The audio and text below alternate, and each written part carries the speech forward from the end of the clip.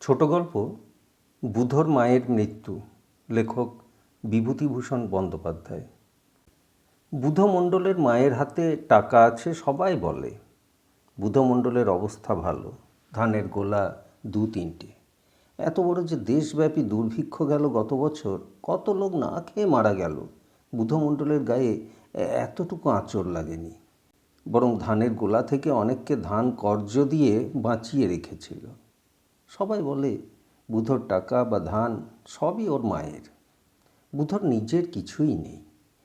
বুড়ির দাপটে বুধমণ্ডলকে চুপ করে থাকতে হয়, যদিও তার বয়স হলো এই 47। ওর মার বয়স 72 ছাড়িয়ে গিয়েছে। আমি কিন্তু অত্যন্ত বাল্যকাল থেকে ওকে যেমন দেখে এসেছি এখনও ঠিক তেমনি আছে, তবে মাথায় চুলগুলো যা পেকেছে। অনেক দিন আগের কথা মনে পড়ে। হরিরায়ের পাঠশালায় আমি তখন পড়ি।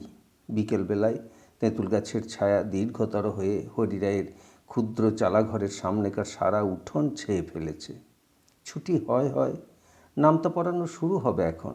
এমন সময় কালীপদ রায় আর চণ্ডীদাস মুখুজ্জে এসে হরিরায়ের সঙ্গে গল্প জুড়লেন। কালীপদ রায় গল্পের মধ্যে বুধর মায়ের সম্বন্ধে এমন একটা উক্তি করে বসলেন যাতে আমি অবাক হয়ে প্রৌঢ় দাদুর মুখের দিকে চেয়ে রইলাম। চণ্ডী মুখুজ্জে মশাই জবাব দিলেন, আর বলো না ও মাগির কথা, অনেক টাকা খুইয়েছি ও মাগির পেছনে। জবাবটা আজও বেশ মনে আছে। একটু বেশি পাকা ছিলাম বয়সের তুলনায়, সুতরাং স্ত্রীলোকের পেছনে টাকা খরচ করার অর্থ আমি বুঝতে পেরেছিলাম। আর একটু বয়স বাড়লে শুনেছিলাম বুধর মা গ্রামের অনেকেরই মাথা খারাপ করেছিল। বুধর মা বাল্য বিধবা। ওই ছেলেটিকে নিয়ে স্বামীর গোলার ধান দাদন দিয়ে কত কষ্টে সংসার নির্বাহ করেছে, এই রকমই শুনতাম। আমি যখনকার কথা বলছি তখন বুধর মায়ের বয়স 40-এর কম নয়, কিন্তু তখনও তার বেশ চেহারা, আঁটসাঁট গড়ন, মাথায় এক ঢাল কালো চুল। আমার বাবার বয়সী গ্রাম শুদ্ধ লোকের প্রণয়িনী। তারপর বহুবার বুধর মাকে দেখেছি অনেক বছর ধরে। সেই এক চেহারা, এতটুকু টসকায়নি কোনো দিন। দেশ ছেড়ে সেবার চলে গেলাম ম্যাট্রিক পাস করে। পড়াশুনো শেষ করে বিদেশে চাকরি করে বোমার তারায় সেবার আবার এসে গ্রামে ঘর বাড়ি সারিয়ে বাস করতে শুরু করলাম। কাকে জিজ্ঞেস করলাম, বলি সেই বুধর মা বেঁচে আছে? খুব কাল ঘাটে দেখলে না? না। আজ দেখো এখন তার মাথার চুল পেকে গিয়েছে বলে চিনতে পারোনি। 2-1 দিনের মধ্যে বুধর মাকে দেখলাম। চেহারা ঠিক তেমনিই আছে যেমন দেখেছিলাম বাল্যে। মুখশ্রী বিশেষ বদলায়নি, শুধু মাথার চুলগুলো সাদা হয়ে গিয়েছে মাত্র। অনেকে হয়তো ভাববেন 70-72 বছর বয়সে মুখের চেহারা বদলায়নি, এ কখনো সম্ভব? তাঁরা বুধর মাকে দেখেননি। নিজের চোখে না দেখলে আমিও বিশ্বাস করতাম না। সেকালের বুধর মার মাথায় যেন সাদা পরচুলো পরিয়ে দেওয়া হয়েছে। প্রথম দেখবার দিন আমার এমনি মনে হলো, পরে কিন্তু বুঝলাম তা নয়, ওর বয়স হয়েছে। একদিন আমার বাড়িতে বুড়ি লেবু দিতে এসেছিল। ওকে দেখে মনে হলো, হায় রে কালীপদ দাদু, চণ্ডীদাস জ্যাঠার দল, আজও তোমরা বেঁচে থাকলে তোমাদের মুন্ডু ঘুরিয়ে দিতে পারতো বুধর মা। কত পয়সাই তো এক সময়ে তোমরা খরচ করে গিয়েছো ওর পিছনে। বললাম, এসো বুধর মা, কী মনে করে, অনেক দিন পরে দেখলাম। আর বাবা, গায়ে ঘরে থাকো না, তা কি করে দেখবা? বাত হয়েছে বাবা, এখন একটু সামলেছি, তাই উঠে হেঁটে বেড়াচ্ছি। হাতে কি? গোটা কত কাগজি লেবু। বলি দিয়ে আসি যাই। তুমি আর আমার পঞ্চা 2 মাসের ছোট বড়। তুমি হলে ভাদ্র মাসে, পঞ্চা হয়েছে আষাঢ় মাসে, তা আমায় ফেলে চলে গেল। পঞ্চা মারা গিয়েছে? হ্যাঁ বাবা, অনেক দিন হয়েছে, বছর 3-4 হলো। গাঁয়ের যাকেই জিজ্ঞেস করি ওকে ভালো কেউ বলে না। একদিন ওদের বাড়ির সামনের পথ দিয়ে যাচ্ছি, দেখি ওদের বাড়িতে ঝগড়া ও কান্নাকাটির শব্দ। দাশু কুমোর রাস্তার ধারেই পণ পড়াচ্ছে। বললাম, পণে আগুন দিলে কবে দাশু? প্রাতপের নাম দা ঠাকুর, পণ কাল ধরিয়েছি, জ্বলছে না ভালো। অনেক হাঁড়ি কাঁচা আসবে, কাঠের অমিল দা ঠাকুর। তোরা কি কাঠ দিয়ে পণ চালাস না পাতা দিয়ে? শুধু পাতা কি জলে? দা ঠাকুরের কথার যেমন ধারা। হ্যাঁ রে, বুধোদের বাড়িতে কান্নাকাটি কিসের রে? ওই বুধোর মা ছেলের বউয়ের সঙ্গে ঝগড়া করছে। বুধোর বউ বুঝি ঝগড়াটে? ওই বুড়ি আসল ঝগড়াটে। ওর দাপটে অত বড় বুড়ো ছেলের টুঁ শব্দ করবার জো নেই তার ছেলের বউয়ের। সব মুঠোর মধ্যে পুড়ে বসে আছে, টাকা কড়ি ধানের গোলা সব ওর নামে। ছেলে কাজেই জুজু হয়ে থাকে। চিরকালের খারাপ মাগি। ওর স্বভাব চরিত্রের তো ভালো ছিল না কোনো কালে। টাকা আসে কি অমনি দা ঠাকুর? ওর বড় ছেলেটা বুঝি মারা গিয়েছে সেই পঞ্চা? সে ওই মায়ের জ্বালায় বউ নিয়ে এ গাঁ থেকে উঠে গিয়ে হিংনারায় বাস করিল। বড় বৌমার সঙ্গে শুধু ঝগড়া আর ঝগড়া। বুধর মার দাপটে এ পাড়া কাঁপে দা ঠাকুর। আমাদের কিচ্ছু বলবার জো নেই, সবাই কিছু না কিছু ধারে ওর কাছে। ভয়ে কেউ কিছু বলতে পারে না। কেন? কাচ্চা বাচ্চা নিয়ে ঘর করে সবাই। দরকারে অদরকারে ধানের জন্যই বুড়ির কাছে হাত পাততে হয়, পয়সার জন্যই হাত পাততে হয়। পাড়াশুদ্ধ সকালের মহাজন, কেটা কথা বলতে যাবে? পৌষ মাসে আমার নতুন কেনা জমিতে সামান্য কিছু ধান হলো। আমার ধান রাখবার জায়গা নেই। সকলে বললে, বুধোকে বলুন ওর গোলায় জায়গা আছে, তবে ওর মা। বুধোর মাকে গিয়ে বললাম সোজাসুজি, ও আমাদের দুটো ধান রাখবে তোমার গোলায়? আমার গোলায় জায়গা কোথায় বাবা ঠাকুর? কতটি ধান? 20-4-5 রেখে দিতেই হবে, নষ্ট হয়ে যাবে ধান তোমার গোলা থাকতে। বুধোর মা হেসে বললে, তা রেখে দিয়ে যাও, তবে চোর কি ইঁদুরে ধান নষ্ট করলে আমার দায়ী ক্ষতি হবে না তো? হাই কালীপদ দাদু, তুমি বেঁচে থাকলে ওর এই হাসিটা এত বয়সেও মাঠে মারা যেত না। ভালো করে চেয়ে দেখে মনে হলো এখনও ওকে বুড়ি বলা যায় না। অন্তত বুড়ি বলতে যা বোঝায় তা ও নয়। বেশ দোহারা চেহারা, লম্বা আঁটসাঁট গড়নের একটা আভাস আসে বটে, কিন্তু তা নয়। ঢিলেঢালা হয়ে গিয়েছে শরীর। তবে মুখের চেহারা এখনও আশ্চর্য রকমের ভালো, এত বয়সে। গর্ব ও তেজ ওর চাল চলনে, চোখের দৃষ্টিতে, হাত পা নাড়ার ভঙ্গিতে। খুব বড় জমিদারি থাকলে ও দাপটের ওপর জমিদারি চালাতে পারত রানী চৌধুরানীর মতো। হয়তো ক্যাথারিন দি গ্রেট কিংবা এলিজাবেথ হতে পারত রাজ্য সাম্রাজ্যের অধীশ্বরী হলে। লুক্রেজিয়া বর্জিয়ার মতো নিষ্ঠুর আলো ওর চোখে এখনও খেলে, চোখ দেখে মনে হয়।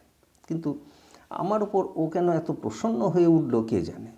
আমার ধানগুলো গোলায় তোলবার সময় চমৎকার করে গোবর দিয়ে লেপা পোছা উঠোনে 2-10টা ধান যা ছড়িয়ে পড়েছিল, নিজের হাতে ঝাড়ন দিয়ে ঝাঁট দিয়ে খুঁটে খুঁটে তুলতে লাগলো।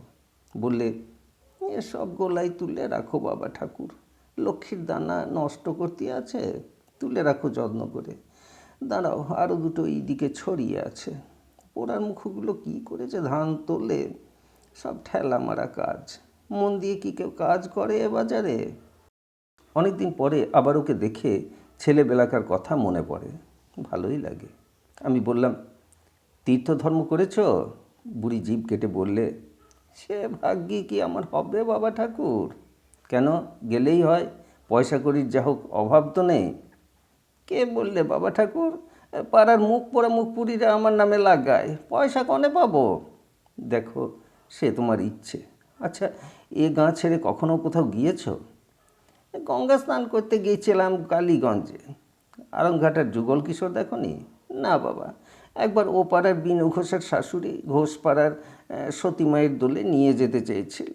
তা আমার পায়ে ফোঁড়া হয়ে সেবার যাওয়া ঘটল না ওদেশে। অনেক দিনের কথা, তখন আমার 4 বছরের। ক বছর হলো বাবা? তা হয়েছে প্রায় 40 বছর। এবার কোথাও যাব ভাবছি বাবা।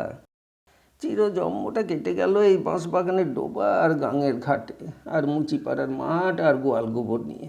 এইবার একটু দেশটা বিদেশটা দেখব।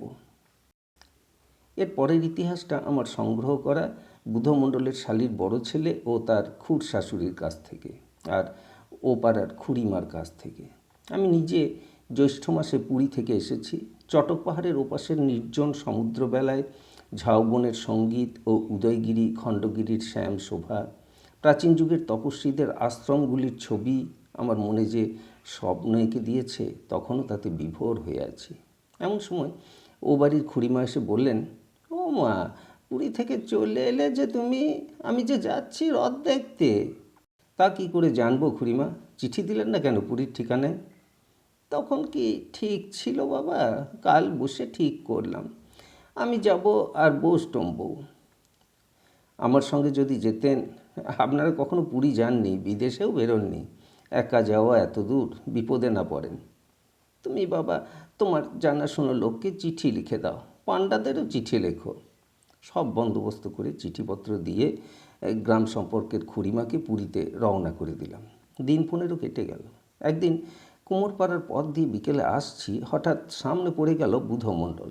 আমি বললাম, কী রে, তোর মা ভালো আছে? তা তো পেলাম, হ্যাঁ আগে বাবু, মা তো চিখের তোর গিয়েছে। সে কি, তোর মা গিয়েছে? কই জানি না তো, কার সঙ্গে? আমার শালির ছেলে আর এক খুড় শাশুড়ি গেল কিনা রথে, তাদেরই সঙ্গে। তা তো শুনিনি। ওপারের খুড়িমা মানে রামের মা আর শশী বৈরাগীর স্ত্রী, ওরা গেল সেদিন, ওরা একসঙ্গে। সে বাবু আমরা শুনিনি। তাহলে তো ভালোই হতো। কিন্তু যোগাযোগ ঠিকই ঘটেছিল। ভুবনেশ্বরের বিন্দু সরোবরের তীরে বাঁধাঘাটের সোপানে খুড়িমা সিক্ত বসনে কাপড় ছাড়বার ব্যবস্থা করছেন। হঠাৎ অল্প দূরে কাকে দেখে তিনি অবাক হয়ে সেদিকে চেয়ে রইলেন।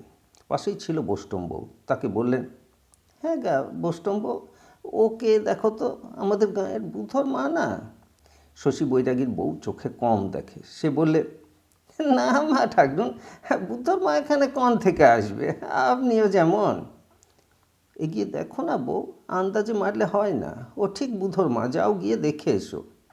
বুধর মা হঠাৎ সামনে স্বগ্রামের বোষ্টম বউকে দেখে হাঁ করে রইল। নিজের চোখকে বিশ্বাস করতে পারলে না। বোষ্টম বউ এগিয়ে বললে, বলি দিদি নাকি? ও মা, আমার কি হবে? তাই বামুন মা বললে। বুধর মায়ের আড়ষ্ট ভাব তখনও কাটেনি। বললে, কে? বামুন মা আমাদের, রামবাবুর মা, ওই যে ভিজে কাপড় ছাড়ছেন ওখানে। তোরা কবে এলি? বামুন দিদি কবে এলেন? ও মা, আমি কনে যাব? ই কী কাণ্ড! তাই তো, তোরা আসবি, আমাকে তো বললি না কিছু। তুমি এলে কাদের সঙ্গে? তা কী করে জানবো যে তুমি আসবে? খুড়িমা ইতিমধ্যে কাপড় ছেড়ে এগিয়ে এসছেন। সুদূর বিদেশে নিজের গ্রামের লোকের সঙ্গে অপ্রত্যাশিতভাবে পরস্পর দেখা, এ যাদের ভাগ্যে না ঘটেছে তারা এর দুর্লভ আনন্দের এক কণাও উপলব্ধি করতে পারবে না।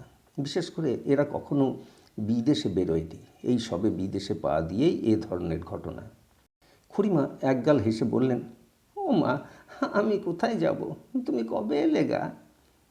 বুধন মা বললে, কি ভাগ্যি করেলাম বামুন দিদি, তীর্থ স্নানে আপনার সঙ্গে দেখা হয়ে যাবে, কি আশ্চর্য কাণ্ড! কবে এলেন বামুন দিদি? পরস্পর আলাপ আপ্যায়নের পর বিস্ময়ের প্রথম বেগ কেটে গেলে সবাই পরামর্শ করে ঠিক করলে এখন থেকে ওরা একসঙ্গে থাকবে সবাই। সেদিন একই ধর্মশালায় সবাই গিয়ে উঠল, মন্দির দর্শন করলে। পরদিন সকালে একত্র গরু গাড়িতে খণ্ডগিরি উদয়গিরি যাত্রা করলে। এর পরবর্তী ইতিহাস খুড়িমা বা তাদের অন্যান্য সঙ্গীদের কাছ থেকে সংগ্রহ করা। খুব সকালে রওনা হয়ে ওরা বেলা 7টার সময় খণ্ডগিরি উদয়গিরির পাদদেশে বন নিকুঞ্জে পৌঁছে গেল। খুড়িমা লেখাপড়া জানতেন, দু একখানা মাসিক পত্রিকায় খণ্ডগিরির বিবরণও পড়েছিলেন। তিনি সঙ্গিনীদের সব বুঝিয়ে দিতে লাগলেন। বুধর মা কখনো পাহাড় দেখেনি জীবনে, এবার পুরী আসবার পথে বালেশ্বর ছাড়িয়ে পাহাড় প্রথম দেখে অবাক হয়ে যায়। উদয়গিরি আরোহণ ওর জীবনে এই প্রথম পাহাড়ে ওঠা। খুড়িমার মুখে এ গল্প শুনতে শুনতে আমি চোখ বুজে অনুভব করবার চেষ্টা করছিলাম।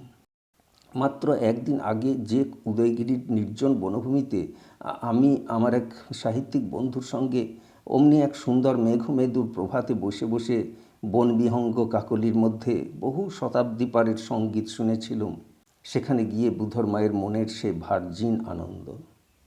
সমতল পাষাণ চত্বরের মতো শৈলশিখর, যেন প্রকৃতির তৈরি পাষাণ বেদী। কত বন্য লতাপাতা, কুচিলা গাছের জঙ্গল, কত গুহা, কত কারুকার্য, কত যক্ষ যক্ষিণী, কত নাগ নাগিনী, পাষাণে পাষাণে মৌন অতীতের কত মুখরতা। বুধর মা বলে উঠল, কি চমৎকার পাথরে বাঁধানো ঠাঁই বামুন দিদি! আমাদের গায়ে শুধু কাদার ধুলো। কত ভাগ্যি করলি তবে এসব জায়গায় আসা যায়। আচ্ছা, ওসব ঘরের মতো তৈরি করেছে কারা পাহাড়ের গায়ে? মুনি ঋষিদের গুহা গো। মুনি ঋষিদের কি বললে বামুন দিদি? গুহা মানে থাকবার ফোকর। কে করেছে এসব? গভর্নমেন্টও? সেকালের রাজরাজরা তৈরি করেছেন। এসব দেখলি চোখ জুড়োই বামুন দিদি। কখনো দেখিনি এসব। পৃথিবীতে যে এমন সব জিনিস আছে তা কখনো জানতাম না। জানবই বা কী করে? চিরকাল বাঁশবন ডোবা আর গরুর গোয়াল এই নিয়েই আছি। নাম্বার পথে একটি ফর্সা স্ত্রীলোককে একটি ঘরের দোরে দাঁড়িয়ে থাকতে দেখে ওরা সেখানে গেল। খুড়িমা বললেন, আপনার এখানে ঘর? স্ত্রীলোকটি উড়িয়া ভাষায় বললে, হ্যাঁ, নিজের ঘর। তোমরা কোথায় যাবে? রথ দেখতে এসেছি বাংলাদেশ থেকে। এখানে খাবার কিছু পাওয়া যায়? আমি মুড়ি বিক্রি করি, আর আচার আছে লঙ্কার, আমের, কুলের। কীরকম আচার দেখি? স্ত্রীলোকটি ঘরের ভিতর থেকে যা হাতে করে এনে দেখালে সে কতকগুলো নুন মাখানো আমের টুকরো এবং কুল। খুড়িমা বা তাঁর সঙ্গিনীরা সেসব পছন্দ করলে না। পথে আসবার সময় খুড়িমা বললেন, ও মা, ওর নাম নাকি আচার। আমসি আর শুকনো কুল, ওর নাম নাকি আচার। এখানে আচার তৈরি করতে জানে না বাপু। বুধর মা তো আচার দেখে তখন হেসেই খুন। বললে, না একটু তেল, না একটু গুড়, না দুটো মেথি কি কালো জিরে, আচার বুঝি অমনি হয়? আপনারা যেমন খান, আমাদের তো তা কিছুই হয় না, তাও ওদের চেয়ে ভালো হয়। ভুবনেশ্বর স্টেশনের বিকেলে ওরা এলো পুরী প্যাসেঞ্জারের জন্যে। ট্রেনের তখনও দেরি।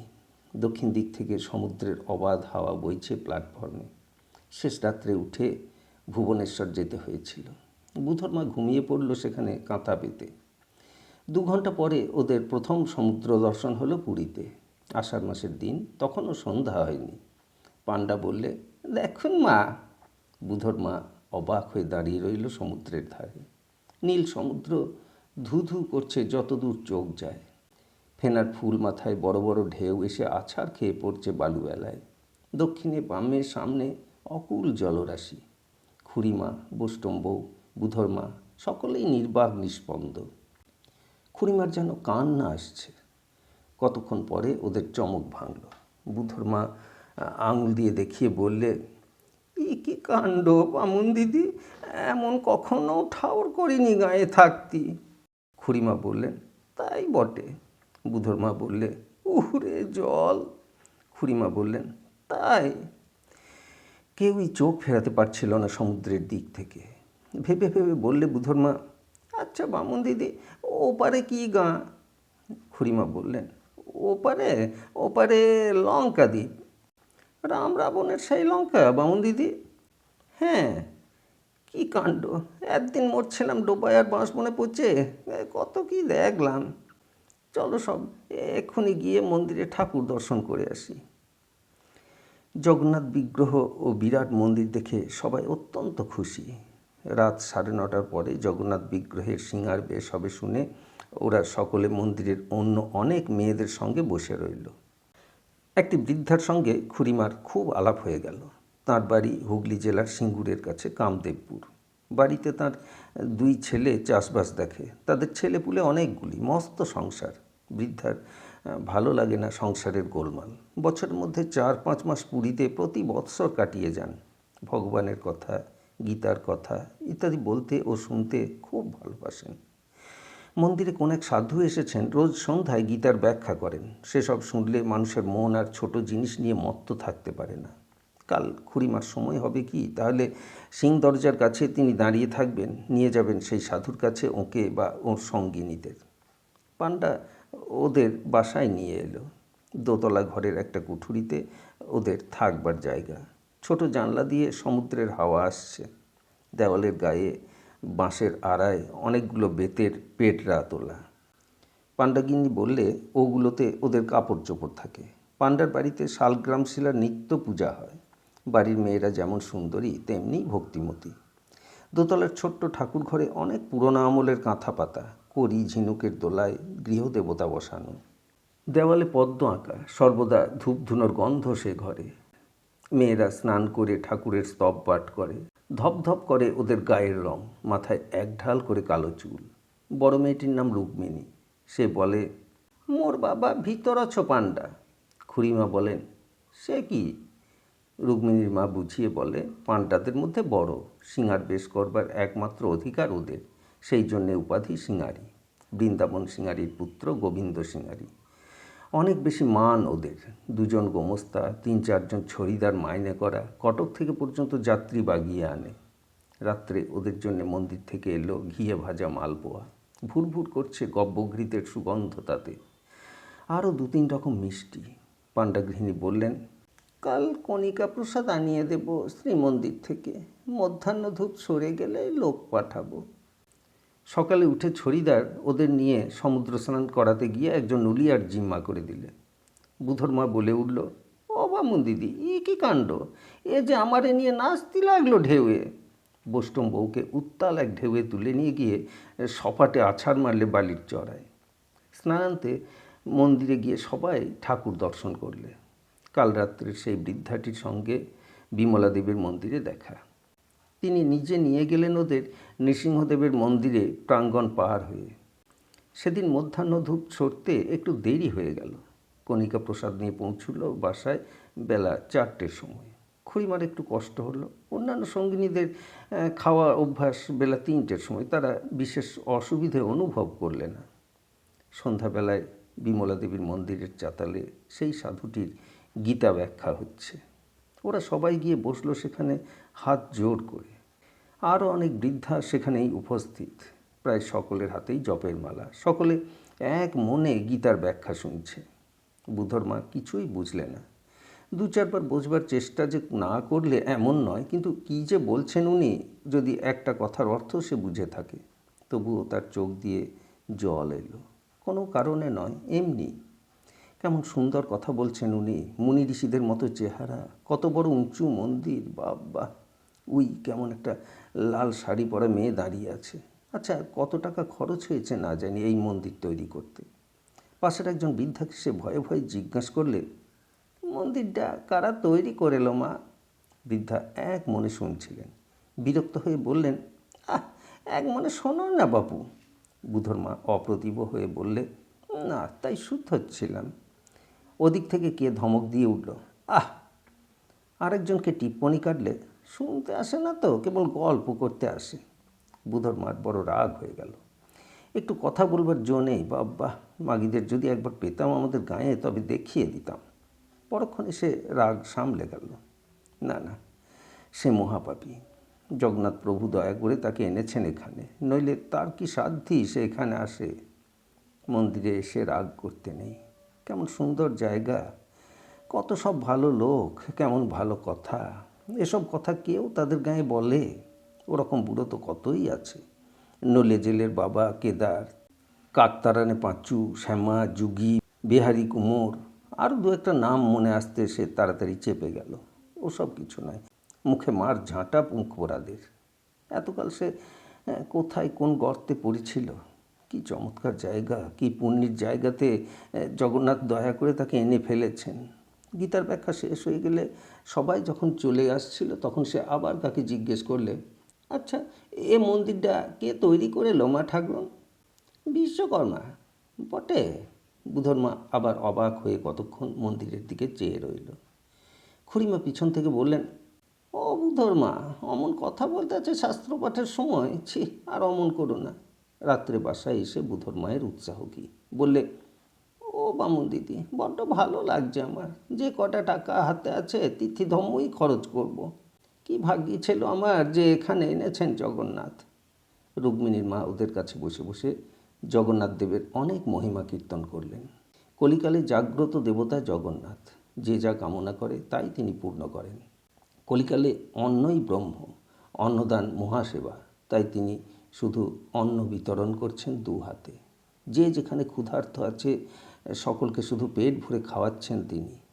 ধ্যান, ধারণা, তপস্যা এসব শিখেই তুলে রাখো। অন্ন বিলও শুধু অন্ন বিলও, অন্নদান মহাযজ্ঞ। বুধর মা এ কথাটা কিছু কিছু বুঝতে পারে। গত বছর বর্ষাকালে যখন লোকে না খেয়ে মরছে তাদের গায়ের আশেপাশে, তখন সে নিজের গোলা থেকে মুচিপাড়ার 17 জন লোককে বিনা বাড়িতে 9 বিষ ধান কর্য দিয়েছিল। কেউ কেউ বলেছিল মুচিদের ধান কর্জ দিলে বুধর মা, ওদের লাঙল নেই, জমি নেই, কর্জ শোধ দেবে কি করে? বাড়ি দেওয়াতে চুলোই যাকগে। বুধর মা গ্রাহ্য করেনি সেসব কথা। আজ সিঙারি গিন্নির মুখে জগন্নাথের অন্নদান মাহাত্ম্য শুনে ওর বুকখানা 10 হাত হলো। ভগবান তাকে ঠিক পথেই চালিয়ে নিয়ে গিয়েছেন তাহলে। সবাই তাকে মন্দ বলে তাদের গায়ে, তারা এসে দেখুক এখানে। সন্ধ্যাবেলা মন্দিরে ঠাকুর দর্শন করতে গিয়ে বিগ্রহের দিকে চেয়ে ও আজ ভালো করে দেবতাকে যেন বুঝতে পারলে। সে যা বোঝে অন্নদান মহাপুণ্য। সে নিজের গোলার ধান আর বছর আকালের সময় বার করে মুচিদের দিতে যায়নি। গনসা মুচির ভাই বউ ছোট্ট খোকাটার হাত ধরে এসে ওকে আর বছর শ্রাবণ মাসে বললে, ও দিদিমা, কাল থেকে মোর খোকার পেটে দুটো দানাও যায়নি। একটা উপায় যদি না করেন, সব শুদ্ধ না খেয়ে মরতে হবে। ধামা বেঁধে তোমার নাতি আজ 2 দিন আগে 8 আনা রোজগার করে এনেলো, তাতে কদিন খাওয়া হবে বলো? 2 টাকা করে চালির কাঠা একটা হিল্লে করতে হবে দিদিমা। ও বললে, ধামা নিয়ে আসিস এখন মানকের বউ, ধান দেব। একজন যদি নিয়ে গেল, অমনি 10 জন এসে পড়ল। মুচিপাড়া সব ভেঙে পড়ল ধামা কাঠা হাতে। সবাই কান্নাকাটি করতে লাগলো, খেতে পাচ্ছি না দিদিমা, ধান দেও। কাউকে সে শুধু হাতে ফিরিয়ে দেয়নি। এত দূর থেকেও জগন্নাথ দেব তা জানেন, তাই কি এত দূর থেকে তাকে ডেকে এনেছেন? সেদিন কিসের সেই সব হিজিবিজি কথা বলছিল দাড়িওয়ালা সন্ন্যাসী ঠাকুর, সে কিছু বুঝছিল না। আজ আজ জগন্নাথের কথা সে ঠিক বুঝতে পেরেছে। অন্নহীন যে তাকে খাওয়াও, মাখাও, গোলার ধান কর্জ দাও, ওদের বিনা বাড়িতেই কর্জ দাও। খুড়িমাকে সে ফেরবার পথে সব বললে। জ্যোৎস্না রাত্রে সমুদ্রের ধারে ওরা সবাই গেল, বুধর মাও গেল। কুল কিনারে নেই জলের, আর কি চমৎকার জ্যোৎস্না! কাল যে বৃদ্ধাটির সঙ্গে মন্দিরে দেখা, তিনিও ছিলেন। কে একজন বড় সন্ন্যাসী, নাম শ্রী চৈতন্য, এমন জ্যোৎস্না রাত্রে নাকি সমুদ্রে ঝাঁপ দিয়ে পড়েছিলেন। উনি বলেছিলেন সে গল্প। না, সে নিজে কখনো ওদের নাম শোনেনি। অজ পাড়াগাঁয়ে বাড়ি, কে ওদের নাম শোনাচ্ছে? সে জানে পায়রাগাছির ফকিরের নাম। পায়রাগাছির ফকিরও মস্ত সাধু। সেবার তার একটা গাই গরু কি খেয়ে হঠাৎ মরে যায় আর কি। সবাই বললে পায়রাগাছির ফকিরের খুব ক্ষমতা। বুধকে সেখানে পাঠানো হলো। ফকির সাহেবের সামান্য কি ওষুধে গরু একেবারে চাঙ্গা হয়ে উঠল। ওরা সবাই ভালো, সবাই বড়, সেই কেবল পাপী। বুধর মাও 2 হাত জুড়ে পায়রাগাছির ফকির সাহেবের উদ্দেশ্যে প্রণাম করলে। খুড়িমা বললেন, চলো বুধর মা, বাসায় ফিরি, ভালো লাগছে। পাপ মুখে কী করে আর বলি বামুন দিদি, ইচ্ছে হচ্ছে জগন্নাথের পায়ে চিরজন্ম পড়ে থাকি। শুধু ওই ছোট নাতনিটার মায়া, আমার হাতে না হলেই দুষ্টু মেয়ে খাবে না। এখন বসে বসে তার কথাটাই বড্ড মনে হচ্ছিল। আহা, কতদিন মুখটা দেখিনি। বুধর মা আঁচলে চোখ মুছলে। সেই রাত্রে শুয়ে বুধর মা ছটফট করছে। অনেক রাত্রেও কাঁদরাচ্ছে দেখে খুড়িমা ও বোষ্টম্ব ওকে ডাক দিলেন। দেখা গেল ওর বড্ড জ্বর হয়েছে। জ্বরের ঘোরে অজ্ঞান হয়ে গেল বুধর মা। সেদিন ভুবনেশ্বর স্টেশনের প্ল্যাটফর্মে হোঁচট খেয়ে পড়ে গিয়ে হাঁটুর খানিকটা কেটে যায়। সেই কাটা জায়গাটা বিষিয়ে উঠেছে পরদিন দেখা গেল। জ্বর কমে না দেখে ডাক্তার ডেকে দেখানো হলো। শেষ পর্যন্ত ডাক্তারের পরামর্শে রোগীকে হাসপাতালে দেওয়া হলো। 3 দিন পরে, রথের আগের দিন, বুধর্মার অবস্থা খুব খারাপ। খুড়িমা, বোষ্টম্ব, গ্রামের সবাই ঘিরে বসে, এমনকি সেই বৃদ্ধা পর্যন্ত। কখনো কখনো জ্ঞান হয়, কখনো আবার অজ্ঞান হয়ে যায়। ডাক্তার বলছে অবস্থা ভালো নয়। খুড়িমা বললেন, ও বুধর্মা, কেমন আছো? ভালো না বামুন দিদি, বাড়ি যাবে? শরীরটা ছেড়ে উঠলে চলুন যাই বামুন দিদি, ছোট নাতনিটার জন্যে মনটা কেমন করছে। ভক্তিমতী বৃদ্ধাটি বললেন, ভগবানের নাম করো দিদি, বলো হরে কৃষ্ণ হরে কৃষ্ণ, কৃষ্ণ কৃষ্ণ হরে হরে, ওসব চিন্তা ছেড়ে দাও। রাত 12টার সময় আর একবার জ্ঞান হলো ওর। জ্ঞান হলেই বলে উঠল, ও মুখুজ্জে ঠাকুর, আমার সেই 7 গন্ডা টাকা। খুড়িমা মুখের উপর ঝুঁকে বললেন, কি বলছো ও বুধর্মা? আমায় সেই 7 ঘন্টা টাকা আর শাড়ি দেবা না? হরিনাম করো, হরি হরি বলো, বলো হরে কৃষ্ণ কৃষ্ণ কৃষ্ণ কৃষ্ণ হরে হরে। আমবাগানের তলায় মুখুজ্জের ঠাকুরের সঙ্গে সিঁদুর কৌটো গাছটার কাছে দেখা, ঘাটের পথ, লোকজনের যাতায়াত বড্ড, এখান থেকে সরে চলো ওদিকে, ও মুখুজ্জে ঠাকুর। আমি খবরটা জানতাম না। রথের দিন 5-6 পরে বুধোর সঙ্গে হঠাৎ পথে দেখা। ওর গলায় কাছা দেখে একটু অবাক হয়ে বললাম, কী রে, গলায় কাছা কেন? বুধো বললে, মা নেই, চিঠি এসেছে কাল, রথের দিন মারা গিয়েছে। পরে একটু থেমে বললে, তিনি ভালোই গিয়েছে, বয়স তো কম হয়নি, কিন্তু এতগুলো টাকা দাদা ঠাকুর কোথায় যে রেখে গেল, সন্ধ্যা দিয়ে গেল না, কাউকে তো বলতো না টাকার কথা। গ্রামে সবাই বললে, রথের দিন তীর্থস্থানে মৃত্যু, কি জানি কী রকম হলো, অমন স্বভাব চরিত্রের, চিরকালের খারাপ মেয়ে মানুষ, জগন্নাথের নিতান্ত কৃপা না হলে কি এমন হয়, মাগের অদেষ্ট ছিল ভালো।